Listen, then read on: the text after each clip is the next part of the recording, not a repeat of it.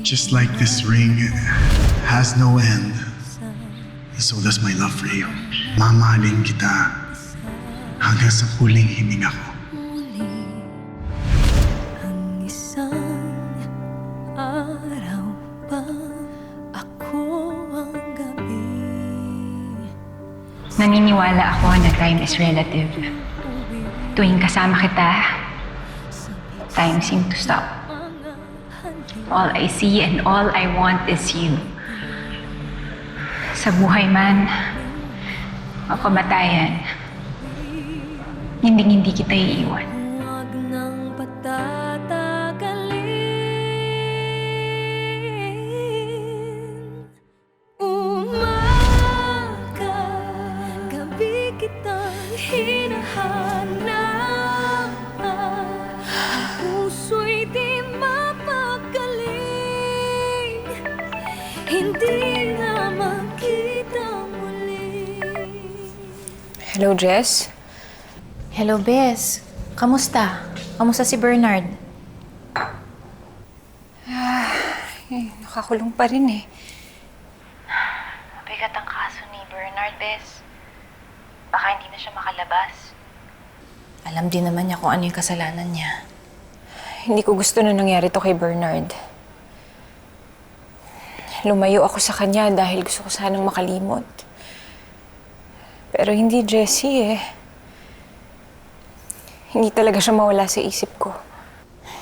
Kasi, Bes, ang totoo, mahal mo pa talaga siya. Bes, kilala kita. Alam ko hindi mo matitiis si Bernard. Mas lalo pa ngayon na kailangan ka niya.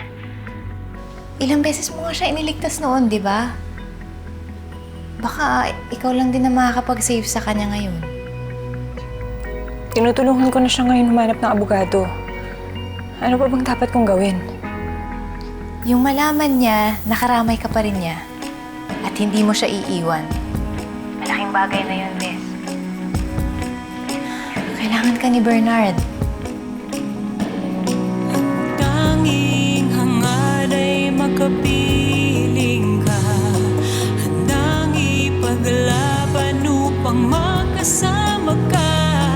Ikaw ang dahilan ng ngiti sa mga mata.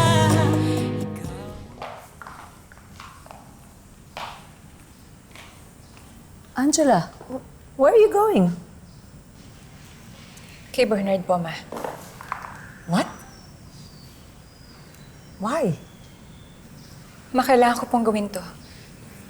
No. Dito ka lang. Wala nang rason para ma-involve ka pa kay Bernard.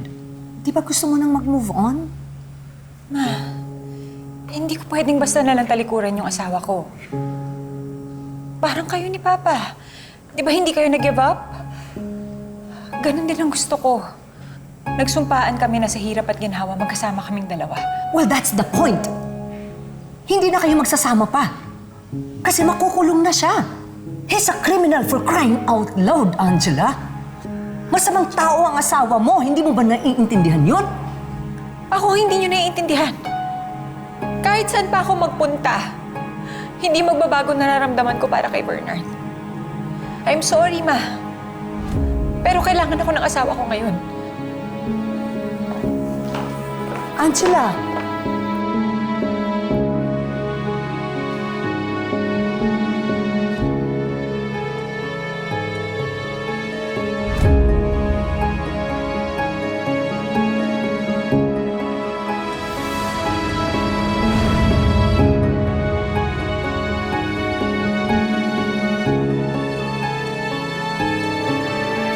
Angela! Angela! Bernard, Anong ginagawa mo dito? I'm here to support you. Ikaw ang may kasalanan kung bakit ako nandito. May sira ang buhay ko dahil sa kagagawan mo. Alam kong nagkamali tayo, but what happened to you is not my fault. Hindi din naman masisira ang buhay mo kung hindi dahil kay Angela, kung hindi kanya iniwan. Nag-give up na siya sa'yo, kaya pati ikaw, sumuko ka na rin. Bernard, I'm here. I'm right here. Nandito kami na magiging baby mo. At hindi kami mag-give up sa'yo.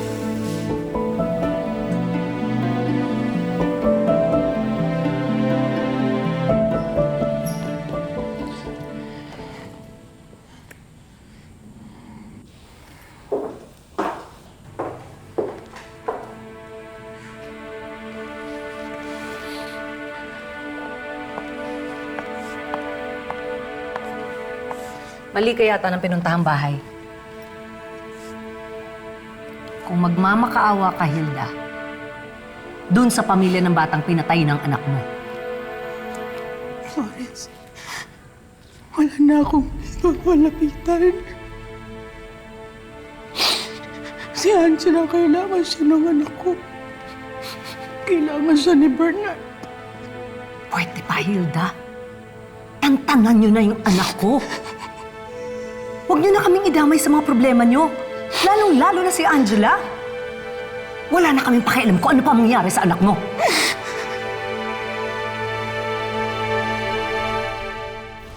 Wala akong pakialam sa'yo. Pati dyan sa anak mo. Bernard, ano naman sabihin yan? Maawa ka naman sa bata. Maawa! Maawa talaga! Kapag nalaman niya na nakapatay ng tao yung tatay niya, yun yung kawawa! Pero ayoko na makasakit pa ng iba. Kaya wala na akong pakialam sa'yo. Pati dyan sa baby mo. Umalis ka na, naiintindihan mo? Bernard.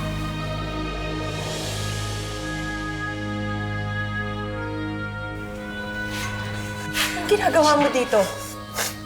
Di ba iniwan mo na siya? Take a good look at him! Kung hindi dahil sa'yo, hindi magiging ganyan ang sitwasyon niya! Pinabayaan mo siya dahil wala kang kwentang asawa! Ano ba, Chloe? Tawan mo ko!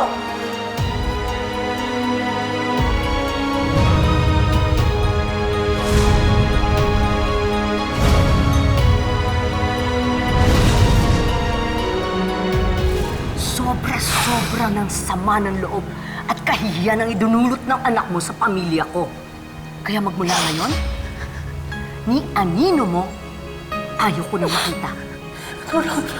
I don't believe this. Will you stop it? Nasaan ka na ba? Andito ko ngayon sa hospital. Ha? Bakit? Jessie, umaasa pa rin talaga si Chloe eh. I will never hurt your feelings. Hindi kagaya ng ginawa sa atin ng daddy mo. Naghahanap lang siya talaga ng taong may magmamahal sa kanya. Yung taong makakasama niyang bumuo ng pamilya. Kaso, in her search for the right man, sinira naman niya yung pamilya mo. Kung ako sa'yo, deadmahin mo na siya. Dok, pwede na po ba ako umuwi? Sorry, pero hindi ka pa pwedeng umuwi. Why not? It was just a tummy ache. Okay na ako, Dok. But the baby is not. I have your results here. Ano nangyari sa baby ko?